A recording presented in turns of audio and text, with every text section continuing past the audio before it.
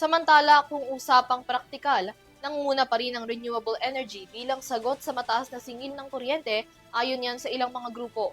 Ayon sa Power for People Coalition, bukod sa masamang epekto sa climate change, isa sa nagiging sanhi ng mataas na singil ay ang paggamit ng coal at fossil fuels. May karagdagang balita si Dan Dohilio. Libu-libong Pilipino pa rin ang patuloy na nalulunod sa taas presyo singil sa kuryente. At ayon sa mga consumer groups, hindi nuclear power plant ang sagot, kundi ang pagpapaunlad ng renewable energy na mas ligtas, mas mura at mas makakalikasan.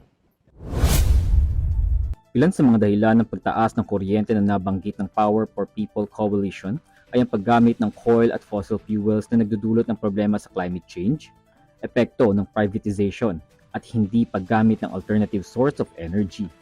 Dahil sa pagtaas ng kuryente, isa sa mga solusyon na inilatag ng gobyerno ay ang pagpapatayo ng nuclear plant upang mapababa ang presyo nito.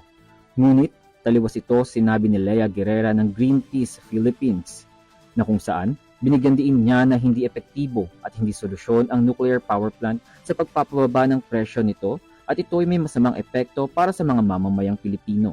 Hindi makatarungan na energy source. Kasi pag tinignan nyo, lahat ng mag-shoulder ng for accidents, for decommissioning, for keeping yung waste, non-nuclear, Filipino people yung mababurden. Filipino people, lahat tayo mga taxpayers na ang dami na natin burdens pa. Dagdag pa niya, patuloy na iniisip ng gobyerno na malaking tulong ang nuclear power plant. Ngunit ito ay isang malaking kabulagan na kailangan ng Pilipinas ng nuclear energy dahil ang pagpapatayo nito ay isang magiging problema lamang para sa mga Pilipino pagdating sa bulsa ng mga mamamayan, kalusugan, kabuhayan at mismong buhay ng mga individual. For power generation ay isang malaking kalokohan.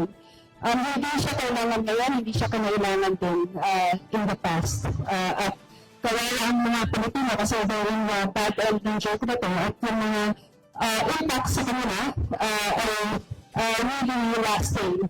So, technically, in believing na maganda itong opportunity nito, nakikita natin kanina, dami-dami ng problema sa ating energy systems. Pag kinala pa ng nuclear energy, gagawa ka pa ng mas marami pang problema.